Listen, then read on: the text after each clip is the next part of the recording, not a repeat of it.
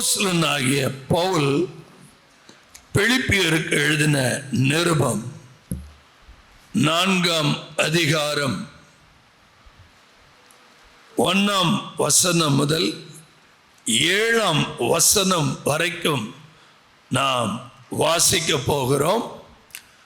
ஆதலால் எனக்கு பிரியமும் வாஞ்சையுமான சகோதரரே, எனக்கு சந்தோஷமும் கிரீடமும் ஆனவர்களே, பிரியமானவர்களே, இந்த படியே கர்த்தருக்குள் நிலைத்திருங்கள்.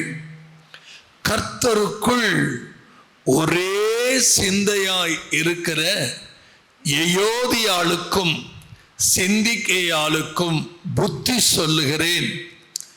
அன்றியும் என் உத்தம கூட்டாளியே, அவர்களுக்கு உதவியாய் இருக்கும்படி உன்னையும் வேண்டிக் கொள்ளுகிறேன். அவர்கள் கிளைமெந்தோடும் மற்ற என் உடன் வேலையாட்களோடும் கூட சுவிசேஷ விஷயத்தில் என்னோடு கூட மிகவும் பிரயாசப்பட்டார்கள். அவர்களுடைய நாமங்கள் ஜீவ புஸ்தகத்தில் இருக்கிறது. கர்த்தருக்குள் எப்பொழுதும் சந்தோஷமாயிருங்கள், சந்தோஷமாயிருங்கள் என்று மறுபடியும் சொல்லுகிறேன். உங்கள் சாந்த குணம் எல்லா மனுஷருக்கும் தெரிந்திருப்பதாக. கர்த்தர் சமீபமாய் இருக்கிறார். நீங்கள் ஒன்றுக்கும் கவலைப்படாமல் எல்லாவற்றையும் குறித்து உங்கள் விண்ணப்பங்களை ஸ்தோத்திரத்தோடு கூடிய ஜபத்தினாலும் வேண்டுதலினாலும் தேவனுக்கு தெரியப்படுத்துங்கள். அப்பொழுது எல்லா புத்திக்கும் மேலான தேவ சமாதானம் உங்கள் இருதயங்களையும் உங்கள் சிந்தைகளையும் கிறிஸ்து இயேசுவுக்குள்ளாக காத்துக்கொள்ளும். அல்லேலூயா. எல்லாரும் சேர்ந்து சொல்வோமா? அல்லேலூயா. அல்லேலூயா சொன்னாதாங்க முதல்ல விடுதலையே. அல்லேலூயா சொன்னாதான் உங்க ஆவியில விடுதலை. வாரத்தில் 6 நாட்கள் உங்க குடும்பத்துக்காக உழைக்கிறீங்க, உங்க குடும்பத்துக்காக பாடுபடுறீங்க. 7ஆம் நாள் கர்த்தருடைய நாள், பரிசுத்த ஓய்வு நாள், மனமகிழ்ச்சியின் நாள். நான் கர்த்தருடைய வீட்டுக்கு போகிறேங்கிற ஒரு சந்தோஷம் நமக்குள்ள இருக்கணும். கர்த்தருடைய ஆலயத்துக்கு போவோம் வாருங்கள் என்று சொன்னபோது மகிழ்ச்சி, மகிழ்ச்சினாலும் சந்தோஷம்னாலும் ஒரே வார்த்தை தான். சந்தோஷங்கிறது வடமொழி, மகிழ்ச்சி ரிஜாய்ஸ், ஜாய் ஆங்கிலத்தில் அப்படிதான் இருக்கு. சார், எனக்கு அருமையானவர்களே, அப்போஸ்தலனாகிய பவுலுடைய வாழ்க்கையில் சில நேரங்களில் கர்த்தர் சிறையிருப்பை, சிறைச்சாலையில் அடிக்கடி பவுல் போய் உள்ளே சுவிசேஷத்தின் நிமித்தம் பாடுபட வேண்டி இருந்தது.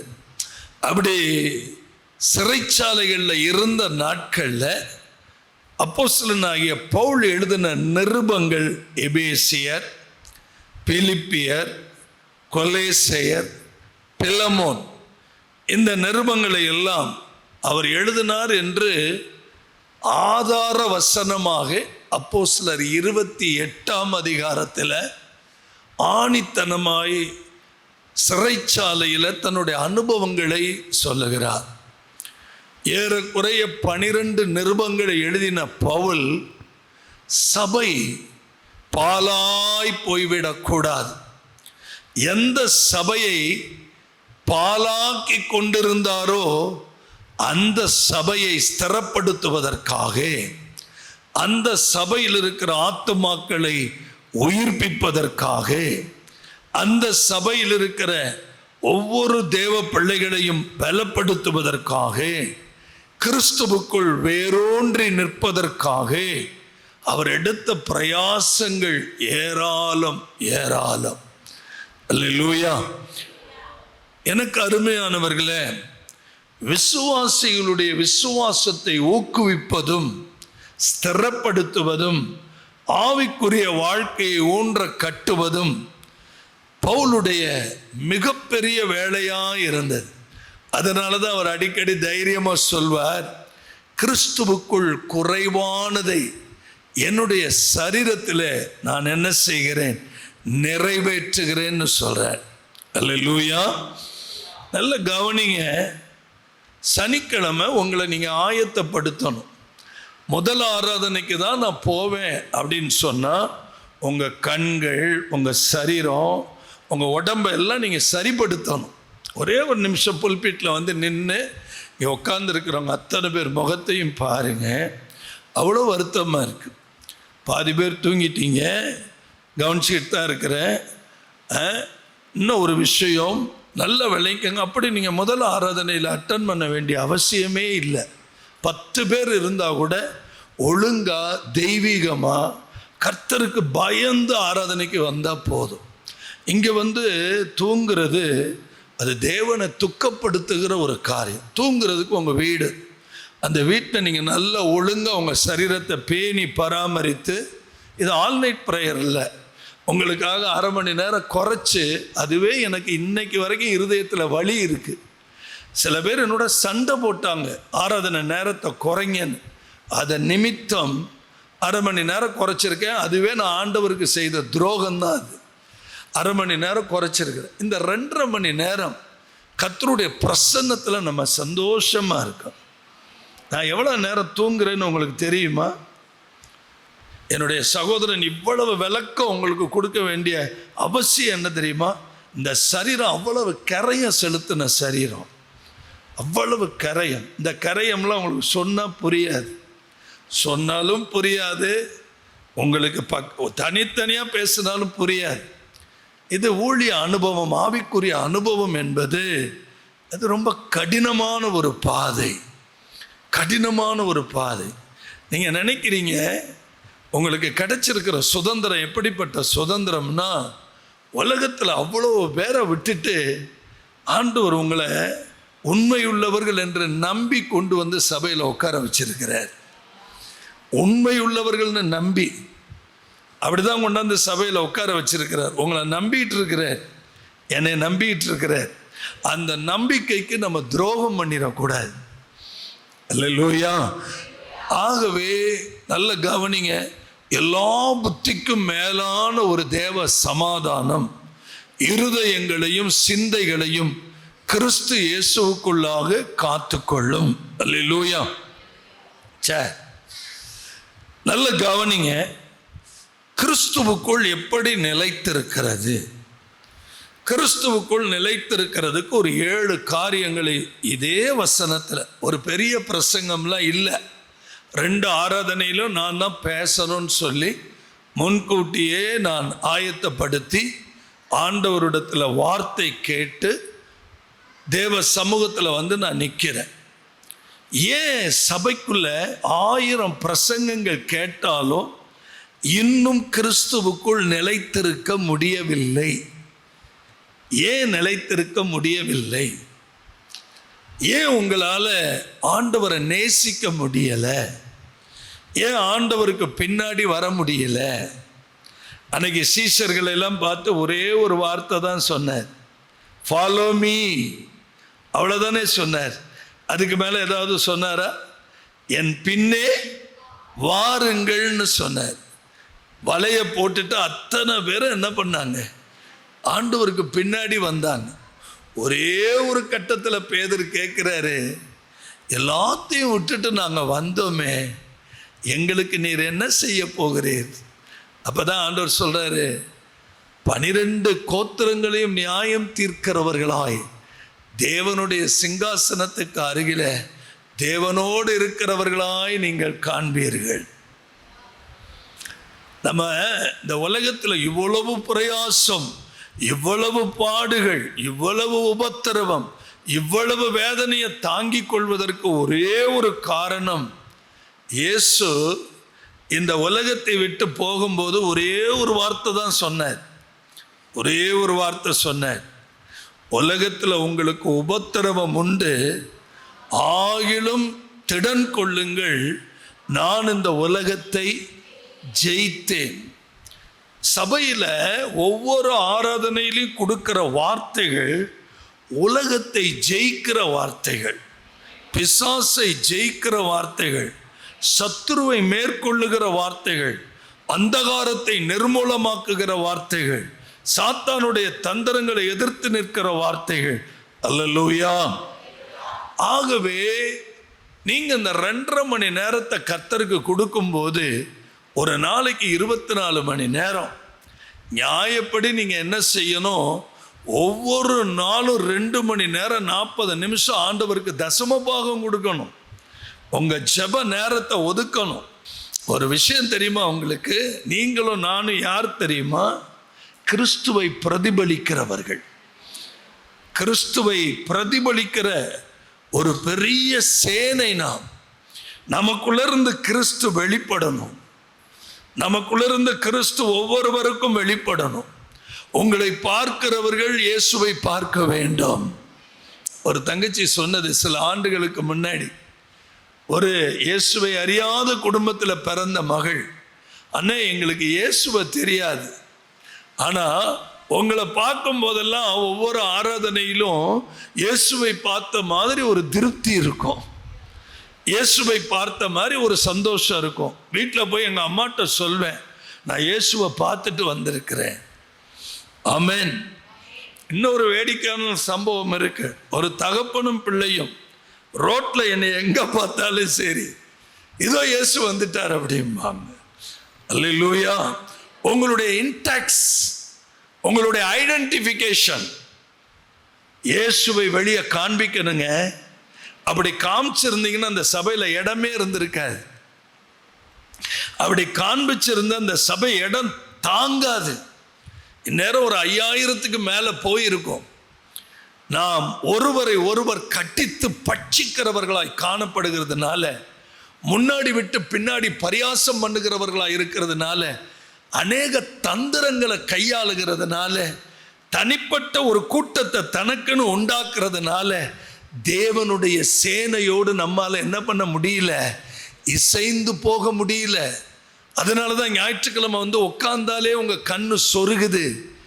செல்ஃப் மேடு இல்லை, செல்ஃப் டிசிப்ளின் இல்லை, செல்ஃப் கண்ட்ரோல் இல்லை, சுய இச்சையை அடக்குகிற சுவாபம் இல்லை, சுய கட்டுப்பாடு இல்லை, தன்னைத்தானே கர்த்தருக்குள்ள அலங்கரிக்கிற சுவாபங்கள் வேத வசனத்திலையும் ஜெபத்திலையும் உங்களை அலங்கரிக்கிற சுவாபம் இல்லை. அதனால தான் பலவீனப்படுறீங்க, வியாதிப்படுறீங்க. எனக்கு இருக்கிறது வியாதி இல்லை, நீங்கள் யாரும் தப்பாக நினச்சிடாதீங்க. எனக்கு இருக்கிறது நோய் அல்ல, ஒரு மருத்துவரால் நடந்த விபரீதம். எபிரேயர் சொல்லுகிறது, இப்படிப்பட்ட விபரீதங்களை சந்தித்த இயேசுவை நினைத்து கொள்ளுங்கள். இயேசு விபரீதங்களை சந்தித்தார். ஏங்க அவர் என்னங்க பண்ணார்? அவரை சிலுவையில் அடிக்க அவருக்கு ஏற்பட்டது விபரீதமா இல்லையா? எனக்கு ஏற்பட்டது விபரீதம். தயவு செய்து எனக்கு வியாதின்னு நினைச்சிடாதீங்க. நான் தோல்வி அடையவே இல்லை, இன்னமும் நான் ஜெயிச்சுக்கிட்டு தான் இருக்கிறேன். கைகளை உயர்த்தி சத்தம் போட்டு ஒரு அல்லேலூயா சொல்லுங்க. ஆண்டவருடைய வலதுகரம் பராக்கிரமம் செய்யும். அல்லேலூயா. ஆகையினால 12 நிருபங்களை எழுதின பவுல் சொல்றாரு, கிறிஸ்துவுக்குள்ள நிலைத்திருங்க. சாப்பாடு இருந்தாலும் சரி, இல்லைனாலும் சரி, அத்திமர துளிர் விட்டாலும் சரி, துளிர் விடலைனாலும் சரி. Price the Lord. நம்மிடத்தில் இருக்கிற என் உடன் ஊழியக்காரன் செல்வராஜ், ஆலங்குடியில் இருக்கிற தம்பி, சாப்பிட்டானா சாப்பிடலையானே தெரியாது, எப்படி இருக்கிறானே தெரியாது. என் கூட இருந்த நாட்களில் பல நேரங்கள் அவன் பட்னி இருந்த சம்பவத்தை நான் கேள்விப்பட்டு என்னிடத்தில் அழைத்து என்னோட தங்க வைத்து, அப்படி அந்த சகோதரனை உருவாக்க பரிசுத்த ஆவியானவர் இரக்கம் பாராட்டினார். அல்லேலூயா. அருமையானவர்களே, ஒவ்வொருவரும் கிறிஸ்துவுக்குள்ள நிலைத்திருக்க வேண்டும் என்பது அப்போஸ்தலனாகிய பவுலுடைய இருதயத்தின் ஏக்கம். இந்த சபையில் எங்களுக்கு வேற என்னங்க? வேற ஏதாவது நாங்கள் உங்கள்கிட்ட எதிர்பார்க்கிறோமா? எதுவுமே நாங்கள் உங்கள்கிட்ட எதிர்பார்க்கிறதே இல்லை. ஒன்றுமே நாங்கள் எதிர்பார்க்கறது இல்லை. எங்களுடைய எதிர்பார்ப்பெல்லாம் ஒன்று தான், நீங்க கிறிஸ்துவுக்குள்ள வேரூன்றி கிறிஸ்துவின் அன்பின் ஆழம், அகலம், நீளம், உயரம், அறிவுக்கு எட்டாத அந்த அன்பை நீங்கள் உணரணும்னு நாங்க விரும்புறோம். அல்லேலூயா. ஆகவே நான் சொல்லக்கூடிய முதல் ஆலோசனை பிலிப்பியர் 4ஆம் அதிகாரம் 4ஆம் வசனம் சொல்லுது, கர்த்தருக்குள் நீங்க எப்படி இருங்க, எப்பொழுதும் சந்தோஷமாயிருங்க. ஏன்னா சபைக்குள்ள இருக்கக்கூடிய ஒரு மிகப்பெரிய ஆயுதம் சந்தோஷங்க. அல்லேலூயா. காலை 5 மணிக்கு உள்ள வர்றோம், ஒரு சந்தோஷம் இருக்கணும். கர்த்தருடைய ஆலயத்துக்கு போவோம் வாருங்கள்னு சொன்ன உடனே எனக்குள்ள என்ன வந்தது? மகிழ்ச்சி, மகிழ்ச்சி, மகிழ்ச்சி. அந்த மகிழ்ச்சியை தொலைச்சிட்டு வர்ற இடம் இல்லை, அந்த மகிழ்ச்சியை பெற்றுக்கொள்ளுகிற இடம். ஆலயத்துக்குள்ள வந்த உடனே ஒரு ஆனந்தம் வரணும். Price the Lord. இந்த உங்களை மாதிரி இப்போ ஏசி போட்டோ இவ்வளோ பிரம்மாண்டமாவோ இப்படிலாம் நாங்கள் ஆராதிக்கலை.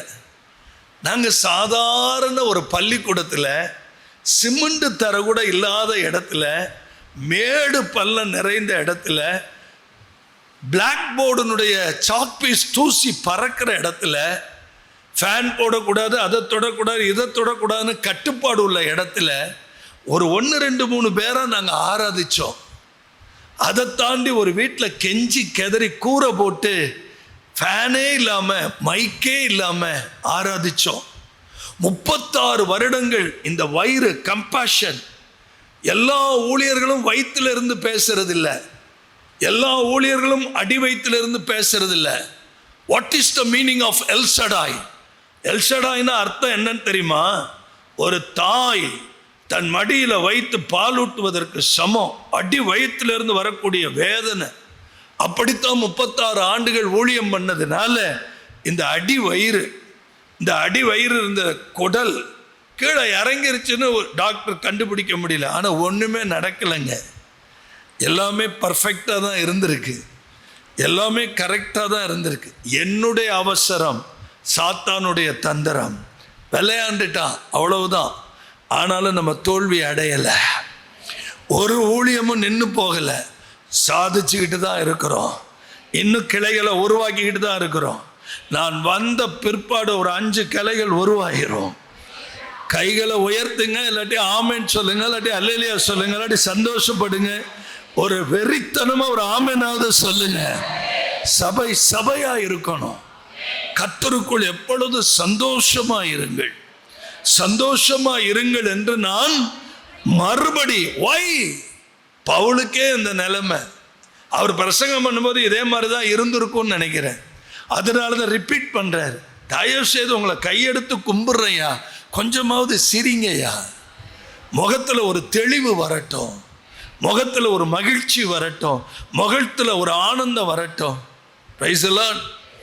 ப்ரெஷர் பார்க்கும்போது நீங்கள் இப்படி கொடுத்துட்டு நின்னீங்கன்னா ஹையாக தான் காமிக்கும். அப்படி கொடுத்துட்டு சிரிச்சுக்கிட்டே இருங்க, ப்ரெஷரே இருக்காது. அவரே ஏன்டா கையை பிடிச்சோம் வச்சோம்னு நினைப்பார். ஆமென் சொல்லுங்க. தஞ்சாவூர் டாக்டர் என்ன பண்ணார், ஏன்னா என் கையை இப்படி பார்த்தார், ப்ரெஷர். அவரை இதுதான் உண்மையான ப்ரெஷர் பார்க்குற மெத்தட். அவரை படுக்க வச்சு பார்த்தார், அவரை நிற்க வச்சு பார்த்தார். 5 மெத்தட் இருக்குது ப்ரெஷர் பார்க்குறது.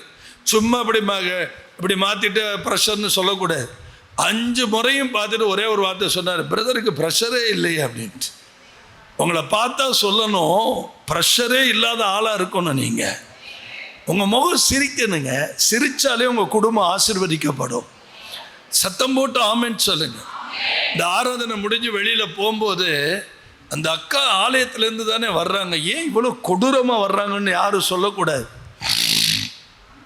ஆலயத்திலேருந்து தானே வர்றாங்க, ஏன் இவ்வளவு தூரம் நேஸ்டியா, இவ்வளவு வேதனையாக இருக்கிறாங்கன்னு சொல்லக்கூடாது. ஏன்னா இங்கே என்னமோ ஆலயத்தில் உங்களை போட்டு நாங்கள் கொடுமைப்படுத்தினது மாதிரியும், வெளியில் அந்த கொடுமையெல்லாம் நீங்கள் காட்டுற மாதிரியும் அசிங்கமாக இருக்குது. இது it's not a devil's kitchen, it's a place of God. இது ஆண்டவர் உலாவுகிற ஸ்தலம். இது பிசாசுடைய கூடாரம் இல்லை. இங்க பிசாசுக்கு இடமே இல்லை. கர்த்தருக்குள்ள நீங்க எப்படி இருக்கணும்? எல்லாரும் சொல்லுங்க, நெகேமியா சொல்றாரு 8:10, கர்த்தருக்குள்ள மகிழ்ச்சியா இருப்பதுதான் பலன். பலன் பலன் பலன். எந்த அளவுக்கு நீங்க ஆண்டவருக்குள்ள இருக்கிறீங்களோ அதுதாங்க பலன். அதுதான் பலன். நீங்க காலையில சாப்பிடாம உங்களால இருக்க முடியல, மதியம் சாப்பிடாம உங்களால இருக்க முடியல, ராத்திரி சாப்பிடாம உங்களால இருக்க முடியல. யோசித்து பாருங்க, எப்படி உங்க ஆத்துமா, உங்களுக்குள்ள ஒரு தெய்வீக ஆத்துமாவை கர்த்தர் வச்சிருக்கிறாரே, அதுக்கு நீங்க ஆகாரம் கொடுக்கலன்னா அது செத்துக்கிட்டு இருக்கிற ஆத்துமா சாகிறதுனால தான் மகிழ்ச்சி வெளியில வரமாட்டேங்குது. நான் சொல்றது புரியுதா உங்களுக்கு? உங்கள்கிட்ட கையில பணம் இல்லாததுனாலையோ, உங்களுக்கு ஒரு சொந்த வீடு கிடைக்காததுனாலையோ, உங்க கையில ஒரு கார் இல்லாததுனாலையோ, உங்க வீட்டில் வேற வருமானம் இல்லாததுனாலையோ நீங்க சோகமா இல்லை. உங்க ஆத்துமா சத்து இழந்து செத்து போய் கிடக்கு. புரிஞ்சுக்கிட்டீங்களா? புரிஞ்சுக்கிட்டீங்களா? சகாயராஜன்னா கோடிக்கணக்கில் வச்சிருக்கிற ஒன்றும் கிடையாது. I am nothing, I am nothing. ஆனால் எனக்கு தைரியமாக ஒன்று சொல்ல முடியும், எனக்குள்ள இருக்கிற சந்தோஷத்தை ஒருத்தராலும் எடுக்க முடியாது. எனக்குள்ள இருக்கிற மகிழ்ச்சியை யாரும் திருட முடியாது. எனக்குள்ள இருக்கிற மேன்மையை ஒருத்தராலையும் பிடுங்க முடியாது. ஏன்னா அதை எனக்குள்ள இருந்து கிரியை செய்கிறவர் கர்த்தரே. அல்லேலூயா. நீங்க நல்லா புரிஞ்சுக்கணும், நான் கிறிஸ்துவினுடையவன், நான் கிறிஸ்துவை தரித்திருக்கிறேன். அவர் இம்மானுவேலரா என்னோடு இருக்கிறார், அவர் எபினேசரா என்னோடு இருக்கிறார், எனக்குள்ள இயேசு வாழ்கிறார். அல்லேலூயா. இந்த சந்தோஷம் எதையுமே பொருட்படுத்த, பிரைஸ் தி லார்ட். நல்ல கவனிங்க, ஆண்டவருக்குள்ள நிலைத்திருக்கிறதுக்கு முதல் படி மகிழ்ச்சி, சந்தோஷம். சந்தோஷம். நம்முடைய வேதத்தை நேசிக்கிறவர்களுக்கு மிகுந்த சமாதானம். சத்தமா ஒரு ஆமென், சத்தமா ஒரு அல்லேலூயா சொல்லுங்க. இன்னொரு விஷயம், இந்த சந்தோஷத்தை குறித்து என்னென்னலாம் இயேசு சொல்றார் தெரியுமா? யோவான் புஸ்தகத்தில் 20ஆம் அதிகாரத்தில் 20வது வசனத்தில் சொல்றாரு. யோவான்ல ரொம்ப அருமையா சொல்றாரு.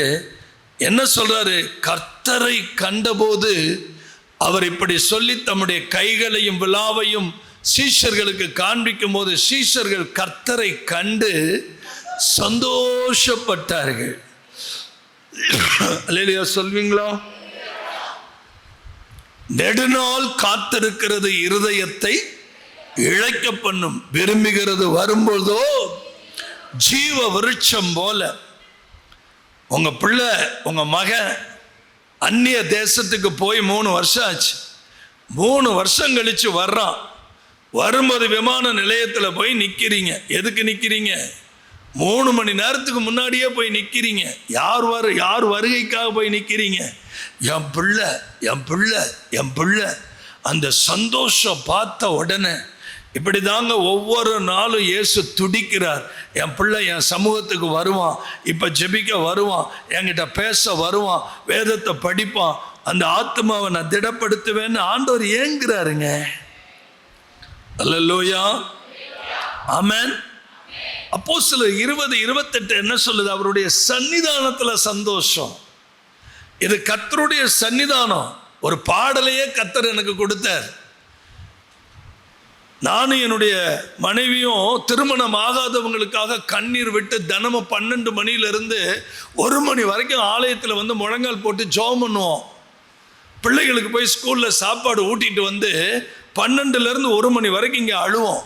அப்போ கிடைச்ச பாட்டு தான், அப்பாவும் சந்நிதிக்கு வந்து விட்டோம் நாங்கள், எப்போதும் எங்களுக்கு நிம்மதி, சந்நிதியில் சந்தோஷம். அப்போஸ்தலர் 2:41 சொல்லுது, வார்த்தையில் சந்தோஷம். எதில் சந்தோஷம் கிடைக்குது? வார்த்தையில். அப்போஸ்தலர் 8:8 அந்த பட்டணத்தில் மிகப்பெரிய ஒரு சந்தோஷத்தை கர்த்தர் வச்சிருக்கிறார். புதுக்கோட்டை பட்டணத்தில் நீங்கள் உலாவும் போது இந்த பட்டணத்துக்கு என்னங்க உண்டாகும்? ஒரு சந்தோஷம். அப்போஸ்தலர் 11:23 படிக்கும்போது கிருபையை கண்டு சந்தோஷம். தேவனுடைய கிருபையை கண்டபோது என்ன வந்துச்சு? சந்தோஷம். கர்த்தரிடத்தில் மன நிர்ணயமாய் நிலைத்திருக்கும்படி எல்லாருக்கும் என்ன பண்ணா? புத்தி சொன்னா. இன்னைக்கு நான் உங்களுக்கு புத்தி சொல்றேன், இன்னைக்கு நான் உங்களுக்கு உபதேசம் பண்றேன். கர்த்தருக்குள்ள நீங்க கிருபையை கண்டு சந்தோஷப்படுங்க. ஒன்றும் இல்லைங்க, ஜெயிலில் இருந்த பேதுரு கவனிக்கிறீங்களா? ஜெயிலில் இருந்த பேதுருவுக்காக சபையார் என்ன பண்ணாங்க? தயவு செய்து எல்லாரும் பேசுங்க. ஜெயிலில் இருந்த பேதுருவுக்காக சபையார் என்ன பண்ணாங்க? ஜெபம் பண்ணாங்களா? உங்க ஜெபத்தை கேட்டு பேதுரு கதவுகிட்ட வந்து நின்னாரா? அப்ப பேதுருவை கண்டபோது எல்லாருக்கும் என்ன வந்தது? சந்தோஷம். ஒரு அளவுக்கரிய சந்தோஷம். உண்மையாகவே சொல்லுகிறேன், அப்போஸ்தலர் 13:52 படிக்கும்போது 13:52 என்ன எழுதியிருக்குன்னா, சீஷர்களை கர்த்தர் என்ன பண்ணார்? சந்தோஷத்தினாலும் பரிசுத்த ஆவியினாலும். சபைக்குள்ள இருக்கிற நீங்க எல்லாருமே சீஷர்கள்ங்க. உங்க மேல என்ன இருக்கணும் தெரியுமா? சந்தோஷமும் பரிசுத்த ஆவியினுடைய நிறைவு இருக்கணும். இங்க பாருங்க, என்னை கவனிங்க. உங்களுக்கு கை வலி இருக்கலாம், கால் வலி இருக்கலாம், இருதய வலி இருக்கலாம், சரீர வலி இருக்கலாம், அதெல்லாம் இட்ஸ் டசன்ட் மேட்டர்.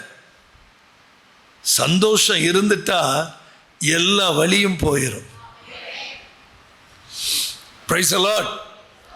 ஆமென். சத்தமா ஆமென்.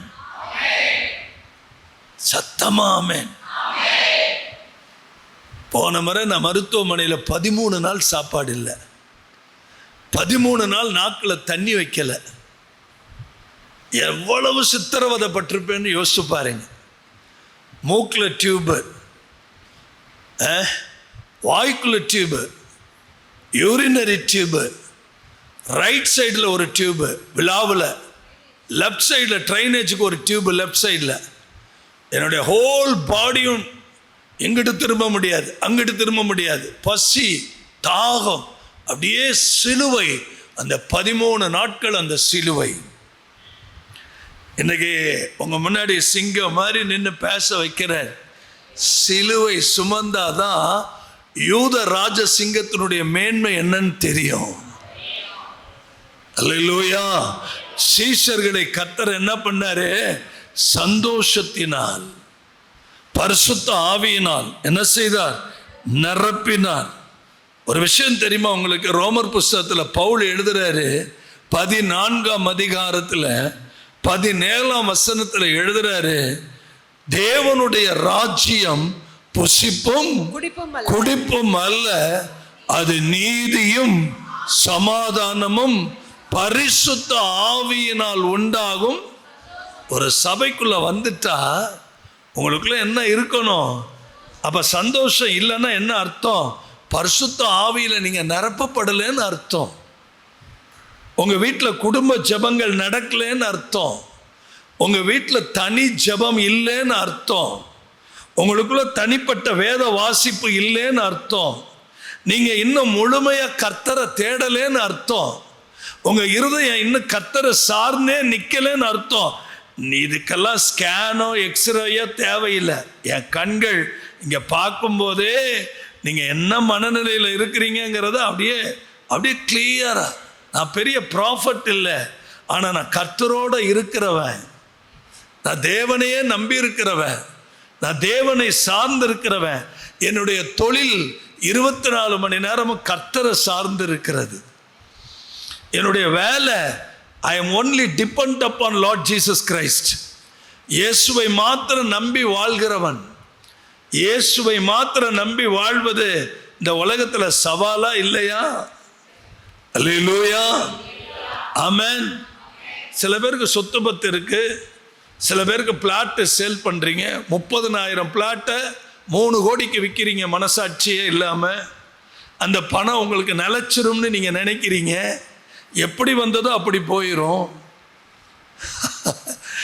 அநீதியத்தின் திரவியம் ஒரு நாள் உங்க பக்கத்தில் என்ன செய்யாது? நெவர். உண்மையுள்ள மனுஷன்தான் பரிபூர்ணமான ஆசீர்வாதங்களை உண்மை இருக்கணும், பரிசுத்தம் இருக்கணும். இதெல்லாம் இதுதான் கர்த்தருடைய ஆசீர்வாதம். உண்மை கர்த்தருடைய ஆசீர்வாதம், பரிசுத்தம் கர்த்தருடைய ஆசீர்வாதம், மகிழ்ச்சி கர்த்தருடைய ஆசீர்வாதம். இதெல்லாம் தெரியாம இருக்கிறீங்க. அல்லேலூயா. தேவனுடைய ராஜ்யம் புசிப்பும் குடிப்பும் அல்ல. நல்ல விளைக்குங்க. எங்கெங்கெல்லாம் சந்தோஷம் கிடைக்கணும்னு நான் உங்களுக்கு காமிச்சேன். எங்கெங்கெல்லாம் சந்தோஷம், ஒரு மனம் திரும்பும் போது சந்தோஷம், ரட்சிக்கப்படும் போது சந்தோஷம், இயேசுவை பார்க்கும்போது சந்தோஷம், வார்த்தைகளை கேட்கும் போது சந்தோஷம், பரிசுத்த ஆவியில நிரம்பும் போது சந்தோஷம். அல்லேலூயா. கிருபையினால ஒவ்வொரு நாளும் நிரப்பப்படும் போது சந்தோஷம். சந்தோஷமா இருக்கிறீங்களா? கொஞ்சமாவது சந்தோஷம் வருதா? அப்ப நான் என்ன கேட்கிறேன், உங்க சந்தோஷத்தை கெடுக்கிறவன் யாரு? உங்க சந்தோஷத்துக்கு ஒல வைக்கிறவன் யார்? உங்களை மகிழ்ச்சியா இருக்க விடாம உங்களை பாதிப்புக்கு உள்ளாக்குறவன் யாரு? தயவு செய்து அதை கண்டுபிடிங்க. தயவு செய்து அதை கண்டுபிடிங்க. Praise the lord. அல்லேலூயா.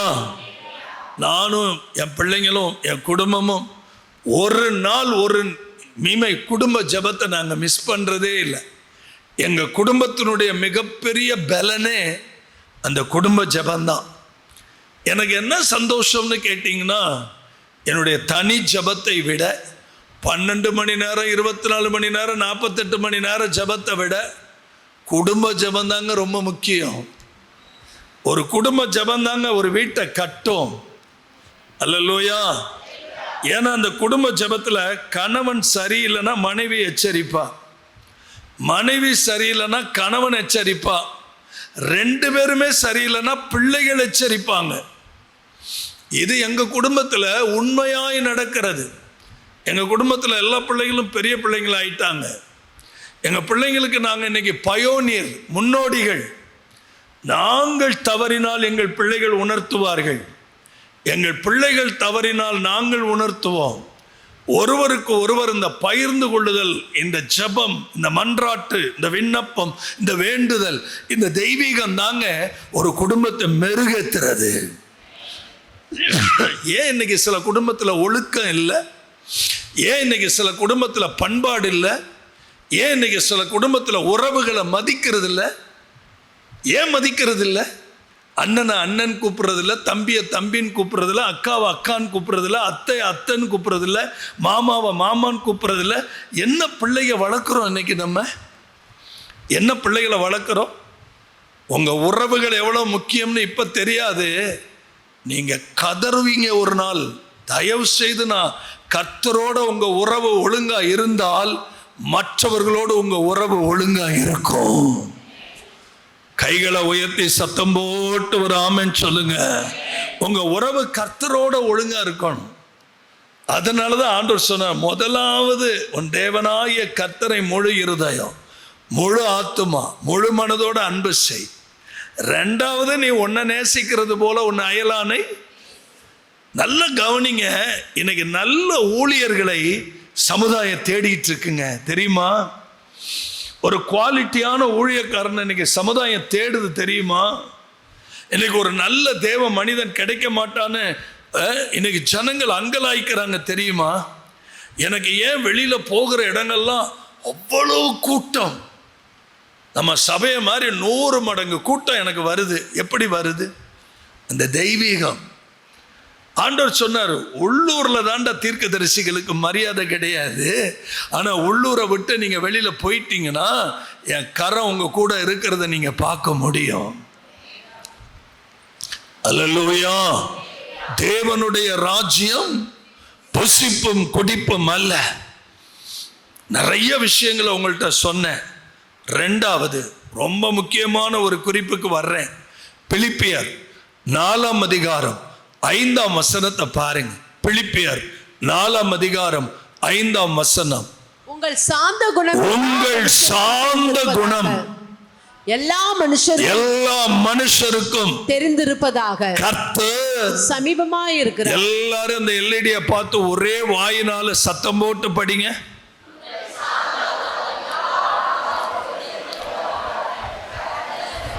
இன்னொரு முறை படிங்க.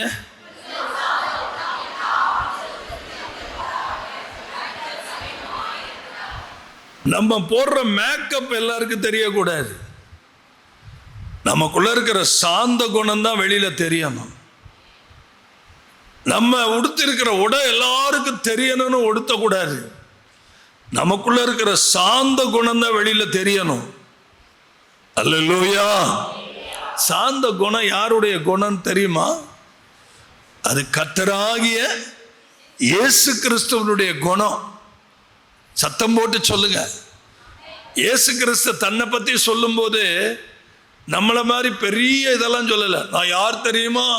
எனக்கு ஒரு தம்பியை தெரியும். எப்போ பார்த்தாலும் 24 மணி நேரம் என்னை பார்க்கும் போதெல்லாம் அவன் என்ன தெரியுமா சொல்வான்? நான் 6 சர்டிஃபிகேட் வச்சிருக்கிறேன், நான் இங்கிலீஷ் பேசுவேனாக்கும், உனக்கு என்ன தெரியும், நான் அப்படி இருப்பேனாக்கும், இப்படி இருப்பேனாக்கும், பெரிய பிளேயராகும். 24 மணி நேரமும் எப்போ பார்த்தாலும் அவனுக்குள்ள வரக்கூடிய பேச்சு முழுக்க முழுக்க பெருமை பேச்சு, பெருமை. ஆனால் ஏசாமி கிட்ட போனீங்கன்னா அவர் சொல்வாரு, நான் சாந்தமும் மனத்தாழ்மையும் உள்ளவராயிருக்கிறேன். நீங்க போய் கற்றுக்கொள்ள வேண்டிய ஒரே ஒரு இடம் ஏசப்பாட்ட தான். Price the Lord. நான் எப்படிப்பட்ட குணம் உள்ளவனா இருக்கிறேன்? சாந்தமும் மனத்தாழ்மை. இங்க பாருங்க, எங்க ஹம்புல் இல்லையோ, எங்க மனத்தாழ்மை இல்லையோ, எங்க சாந்த குணம் இல்லையோ, நிச்சயமா நான் தைரியமா சொல்வேன், நிறைய ஆசீர்வாதங்கள் தடைபடும். நிறைய ஆசீர்வாதங்கள் உங்களுக்கே தெரியாது. எனக்கு ஏன்டா இவ்வளவு ஆசீர்வாதங்கள் தடைபடுதுன்னு உங்களுக்கே தெரியல. காரணம் என்ன? மனமேட்டின்மை. மனமேட்டின்மையினாலதான் இத்தனை வருஷம் நம்ம சஞ்சலப்பட்டுக்கிட்டே இருக்கிறோம். Price the Lord. ஒன்று சொன்னா உங்களுக்கு புரியும். சாந்த குணமுள்ளவர்களுக்கு கர்த்தர் வச்சிருக்கிற நன்மைகள்லாம் தெரியுமா? சாந்த குணமுள்ளவர்களுக்கு கர்த்தர் வச்சிருக்கிற ஆசீர்வாதங்கள் எல்லாம் தெரியுமா? உங்களுக்கு ஆசீர்வாதங்கள்லாம் தெரியுமா? இன்னொரு விஷயத்தை நான் அதை சொல்றதுக்கு முன்னாடி இன்னொரு விஷயத்தை நான் சொல்ல விரும்புகிறேன். ஒரு வீட்டுக்குள்ள கலகம் நடந்துச்சு. அது எந்த வீடுன்னு உங்களுக்கு தெரியும். அது பெற்றோரால வந்த கலகம், அதுவும் தாயினால வந்த கலகம். யாரு? ஈசாக்கு, ரெபேக்கா. அவங்களுக்கு எத்தனை பிள்ளைங்க? 2 பிள்ளைங்க. ஈசாக்குக்கு வயது முதிர்ந்த நிலையில நாக்கு ருசியா சாப்பிடணும்னு ஆசைப்படுறார். அதனால ஏசாவை பார்த்து, நீ தீவிரமாய் காட்டில் போய் வேட்டையாடி எனக்கு என்ன பண்ண, ருசியா ஆகாரம் கொண்டு வாங்குறார். இதை கேட்ட ரெபேக்கால் வீட்டில் சமைச்சு ஒரு நல்ல சாந்த குணமுள்ள யாக்கோப்பை ஏசாவை போல உடுத்துவித்து அவன் கதறான், அம்மா நீங்களே என்னை இந்த பாவம் பண்ண சொல்றீங்களே, எல்லாரும் கவனிக்கிறீங்களா? நீங்களே, நான் கண்ணீரோட சொல்றேன், உங்க பிள்ளைங்களை நீங்களே பாவம் செய்ய சொல்லி கொடுப்பீங்களா? ஆண்டவர் சில பேரோட பேசிட்டு இருக்கிறார். It's not a joke. உங்க பிள்ளைங்களுக்கு நீங்களே பாவம் செய்ய சொல்லி கொடுப்பீங்களா? ஒரு அப்பாவி இளைஞன், ரொம்ப அப்பாவிங்க, வீட்டில் சாப்பிட்றாங்க. ஒரு 3 இட்லி தாங்க வைக்குது அந்த தாய். அவன் ஒரு இட்லி எடுத்து சாப்பிடும்போது ஒரு தட்டை எடுத்து அவன் தலையில் அடிக்குது அந்த அம்மா. அவன் கதறான், ஏம்மா என்னை அடிக்கிற? இந்த அம்மா, வேணாம்மா, எனக்கு ஒரு இட்லி போதும், நீ 2 இட்லி சாப்பிடுமான்னு வச்சிட்றான். அப்போ அந்த அம்மா சொல்லுது, இட்லிக்காக உன்னை நான் அடிக்கலடா. அப்படி இவர் எதுக்குமா அடிச்ச? எய்த்த விட்டு பயலை பாடுறா. அவங்க அம்மா அப்பாவுக்கு எந்த தொல்லையும் கொடுக்காம, எந்த செலவும் பண்ணாம ஒரு பொண்ணை கூட்டிட்டு வந்து வச்சிருக்கிறான். அவன் பாட்டுக்கு அந்த பொண்ணு அவனுக்கு என்ன பண்ணிட்டு இருக்கிறா? அவன் பாட்டுக்கு கல்யாணம் பண்ணி அவன் பாட்டுக்கு இருக்கிறான். அது மாதிரி சனியை நீ போய் எதையாவது ஒரு பொண்ணை பிடிச்சிக்கிட்டு வந்து நீ பாட்டுக்கு கட்டிக்கிட்டு வீட்டில் சாப்பிடுவேன்னு பார்த்தா டெய்லி என்னையவே நீ சமைக்க சொல்லி சித்திரவதை பண்ணுற. அப்போ அப்பாவித்தனமாக அந்த இளைஞன் சொல்கிறான், அப்பாவித்தனமாக சொல்கிறான், அம்மா இதெல்லாம் நீ என்னை அப்படி வளர்க்கலையம்மா, நான் அப்படிப்பட்ட பிள்ளையும் இல்லைம்மா. இன்னொரு படி கூடுதலாக சொல்கிறான், என்னை யாருமே அப்படிலாம் விரும்ப மாட்டாங்கம்மா, என்னம்மா நீ இந்த பாவத்தை செய்ய சொல்கிறேன்னு கேட்குறான். அதுக்கு சொல்லுது, என்ன பண்ணுவியோ தெரியாது, போய் தொலை. இன்னொரு காரியமும் சொல்கிறேன். பக்கத்தில் ஒரு 22 கிலோமீட்டர் தூரத்தில் ஒரு கிராமம். அந்த தாய் சொல்லுவா, மகளை பார்க்கும்போது, இதெல்லாம் நான் கண்ணுக்கு கண்ணாக பார்த்தது, ஆயிரக்கணக்கான விஷயங்கள் இங்கே இருக்குது, உள்ள ஒவ்வொரு விஷயத்தையும் உடைச்சேன்னு வைங்களேன். நல்ல கவனிங்க. அந்த தாய் தான் மகளை பார்க்கும்போதெல்லாம் சொல்வா, மகன் நல்ல அழகாக லட்சணமாக இருப்பா, உனக்கு கல்யாணம் பண்ணி வைக்கிறதுக்கு வீட்டில் பவுனோ நகையோ பணமோ ஒன்றுமே இல்லை, எவனையாவது பிடிச்சிட்டு ஓடிடு, எவனையாவது பிடிச்சிட்டு ஓடிடு. 24 மணி நேரமும் இதுதாங்க வார்த்தை. உண்மையாகவே என்ன நடந்தது தெரியுமா? நல்ல வேலை செய்து சம்பாதித்த அந்த பிள்ளை ஒருத்தன் குறி வச்சு அவளுடைய கடைக்குள்ளே பூந்து ஒரு நாளைக்கு கிட்டத்தட்ட 3000 ரூபா வருமானம் உள்ள அந்த கடையில் உள்ள நுழைஞ்சு அவன் வேலையை காட்டி இவளை திருமணம் செய்கிற மாதிரி பண்ணி பிள்ளைய கொடுத்துட்டு ஓடிட்டாங்க. வேற இடத்துல இன்னொரு பொண்ணோட வாழ்ந்துட்டு இருக்கிறான். நீங்கள் எதை விதைக்கிறீங்க? உங்கள் பிள்ளைங்கள்ட்ட எதை விதைக்கிறீங்க? உங்கள் பிள்ளைங்கள்ட்ட நல்ல சுவாபங்களை விதைங்க, உங்கள் பிள்ளைங்கள்ட்ட நல்ல குணாதிசயங்களை விதைங்க. ஆரம்பத்திலிருந்தே ஒழுக்கத்தை சொல்லி கொடுங்க, ஆரம்பத்திலிருந்தே பயபக்தியை சொல்லி கொடுங்க, ஆரம்பத்திலிருந்தே வசனத்தை சொல்லி கொடுங்க, ஆரம்பத்திலிருந்தே கர்த்தத்துவத்தை சொல்லி கொடுங்க, தெய்வீகத்தை சொல்லி கொடுங்க, உண்மையை சொல்லி கொடுங்க, உழைப்பை சொல்லி கொடுங்க. அவர்களை கரையேற்றுகிற வரைக்கும் எல்லா பொறுப்பும் நம்முடைய பெற்றோர்களாகிய நம்முடைய கடமை. அவன் சொல்றான், அம்மா செய்யக்கூடாதுமா, ஒருவேளை அப்பா சாபம் போட்டாருன்னா அந்த சாபம் எனக்கு தாங்க முடியாதுமான்னு அழுகிறான். அதுக்கு இந்த அம்மா சொல்லி கொடுக்குது, ரெபேக்கால் என்ன சொல்லி கொடுக்குது தெரியுமா? உன் மேலே விழுகிற சாபம் என் மேலே விழட்டும். யா இப்படியா ஒரு தாய் சொல்லி கொடுப்பா? இவன் நல்ல தாயா? ரெபேக்காலுக்கு அழகு இருந்து என்ன பண்ண? சொலகுதான், அழகெல்லாம் சொலகுதான். ஃபாதர் பாடுற மாதிரி அழகெல்லாம் அற்று போகும், எழிலெல்லாம் ஏமாற்றும். அதுதாங்க உண்மை, அதுதான் உண்மை. ஆகவே என்ன நடந்தது? பெரிய ஏமாற்றம். இதுக்கு அவன் செலுத்தின கரையை என்னங்க? பகலில் வெயில் என்றும் இரவில் குளிர் என்றும் பாராமல் ஒருத்திக்காக 7 வருஷம், அடுத்த ஒருத்திக்காக 7 வருஷம், தாய்க்காரி கெடுத்தது, தாய்க்காரி குட்டிச்சோறு ஆக்குனது, தாய் அவ செய்த காரியம். அந்த பிள்ளை படாத பாடு வர்றாங்க. 7 14 வருஷம். இதை தாண்டி இன்னும் எத்தனை வருஷம் வேலை செஞ்சான்? 6 வருஷம் எக்ஸ்ட்ரா வேலை செஞ்சான். அது எதுக்காக? தன் குடும்பத்துக்காக. 20 வருஷம் கடினமான உழைப்பு, 20 வருஷம். இப்ப இதை தாண்டி தன் அண்ணனை ஃபேஸ் பண்ணணும். அதுக்கு அவன் செய்த முயற்சி என்ன தெரியுமா? அவனுடைய கோபத்தை தணிக்க, அவனுக்குள்ள சாந்த குணத்தை கொண்டு வர வெகுமதிகளை அனுப்புகிறான். அல்லேலூயா. யாரும் எடுத்து வாசிக்க வேண்டாம். இதெல்லாம் ஆதியாகமம் 32ஆம் அதிகாரம் 20வது வசனத்தில் இருக்கு. என்னாகமம் 14:17, யாத்திராகமம் 34:6. கர்த்தருடைய சுபாவம் என்னன்னு பாருங்க. கர்த்தர் நீடிய சாந்தமும் மிகுந்த கிருபையும் உள்ளவர் என்று, அக்கிரமத்தையும் மீறுதலையும் மன்னிக்கிறவர் என்றும், குற்றமுள்ளவர்களை குற்றமற்றவர்களாக. எல்லாரும் கவனிக்கிறீங்களா? இன்னைக்கு இருக்கிற அரசாங்கத்தினுடைய தீர்ப்பு என்ன? இந்த தீர்ப்பு தான். எவன்லாம் குற்றவாளியோ அவன்லாம் மந்திரியா இருக்கிறான், எவன்லாம் அநியாயம் செய்யறானோ அவன்லாம் இன்னைக்கு என்னவா இருக்கிறான்? நாட்டை ஆள்கிறவர்களா இருக்கிறார்கள்.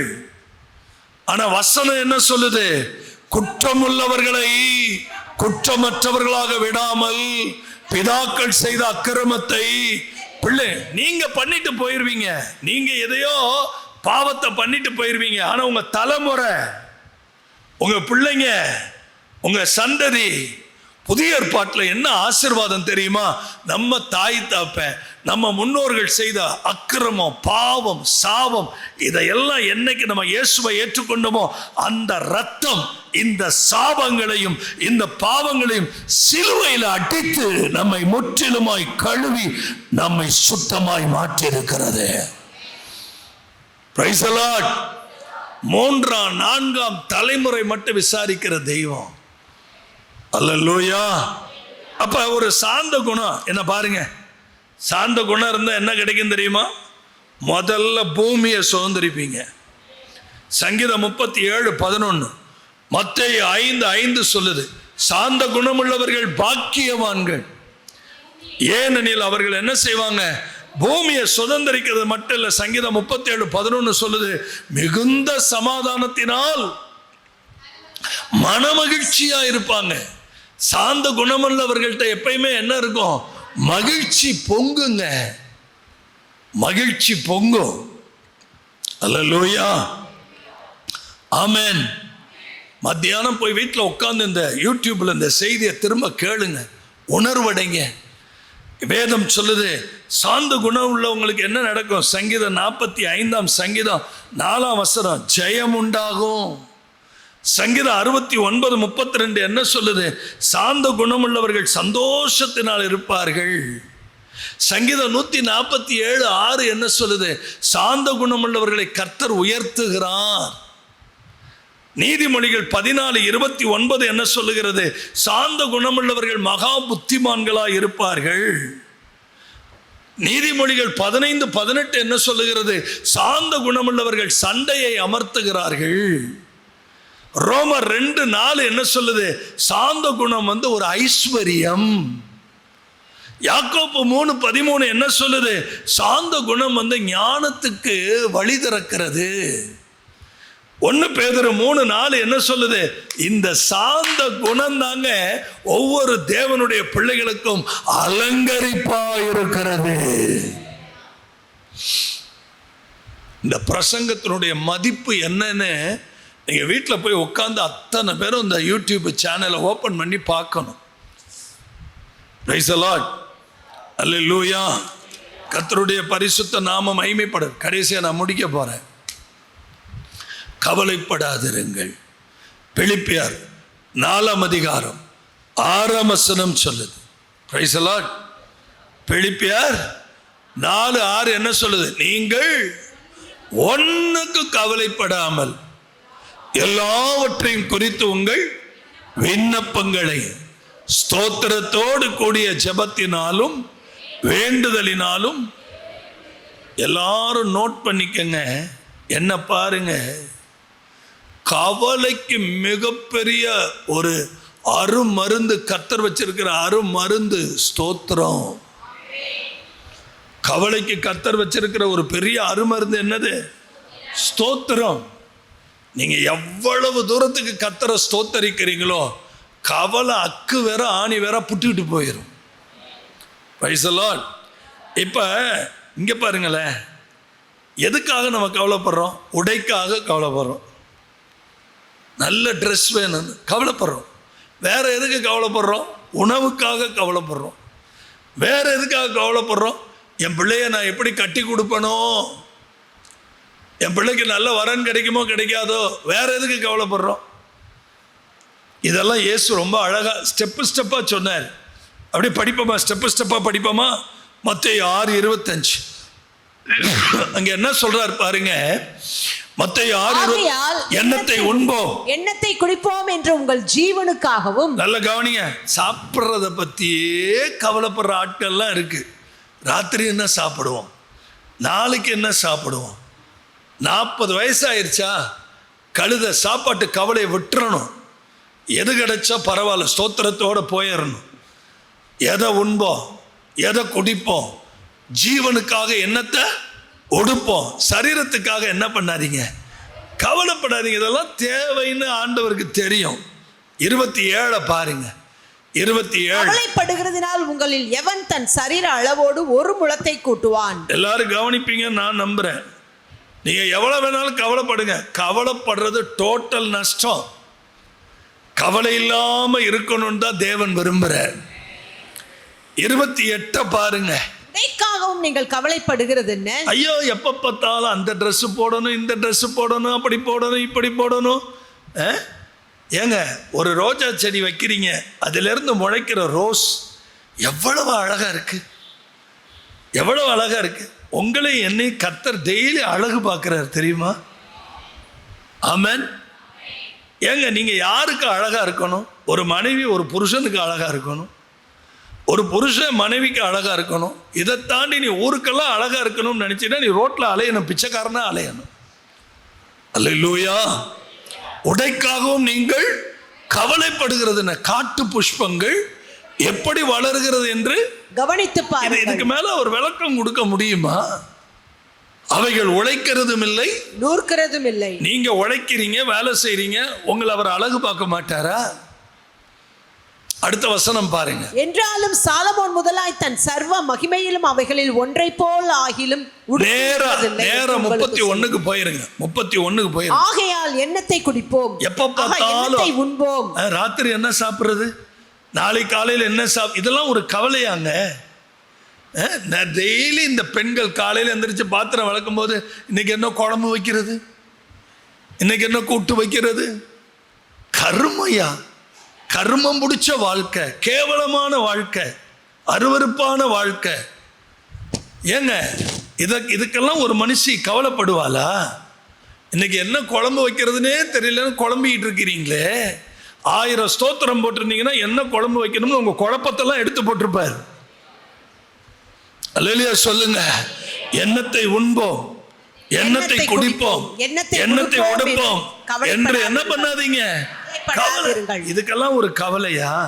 இவைகள் எல்லாம் அஞ்ஞானிகள் நாடி தேடுகிறார்கள். அப்ப உங்களுக்கு விஞ்ஞானின்னு வைக்கிறதா அஞ்ஞானின்னு வைக்கிறதா? அப்ப இப்படி கவலைப்படுற ஆட்கள் எல்லாம் வீட்டுல என்னவா இருக்கிறீங்கன்னு அர்த்தம்.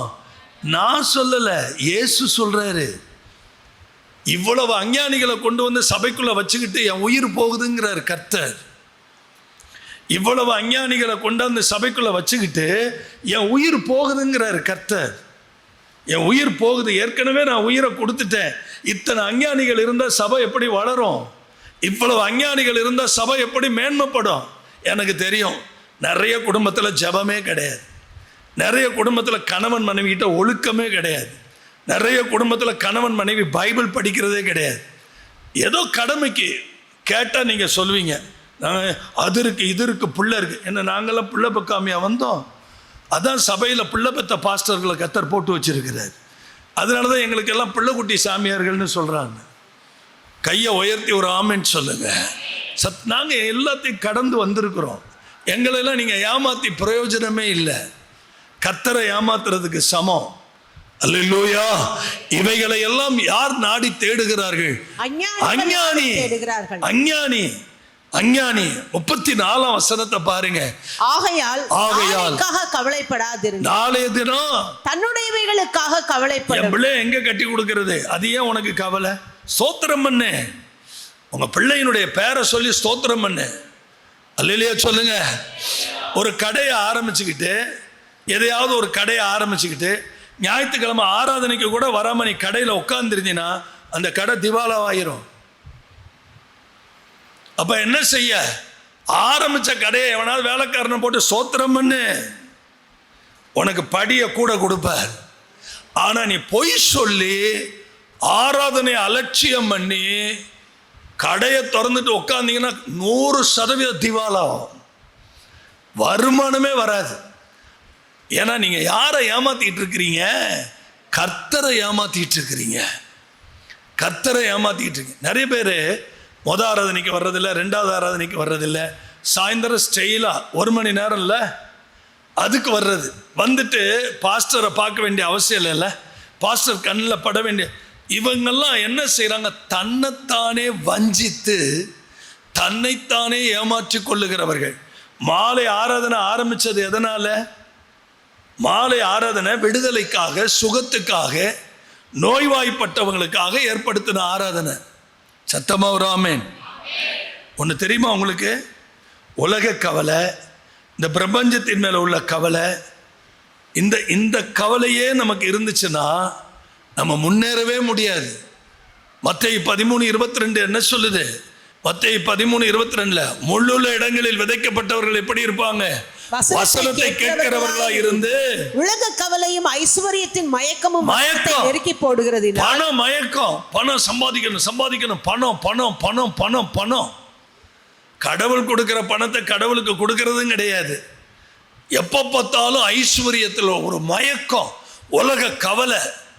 இது குறவலையை நெரிக்கிறதுனால சந்தோஷம் வரமாட்டேங்குது. அல்லேலூயா, ஆமென். நல்ல கவனிங்க.